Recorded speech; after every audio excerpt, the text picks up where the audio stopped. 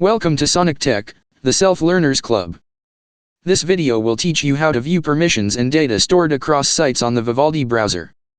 First, open the Vivaldi browser. Then, open Settings.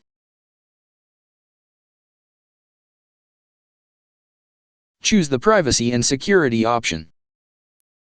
You can cite certain website permission, such as autoplay, notifications, camera, sound, microphone, motion sensor, Bluetooth devices, pop-ups, geolocation, idle detection, and MIDI devices.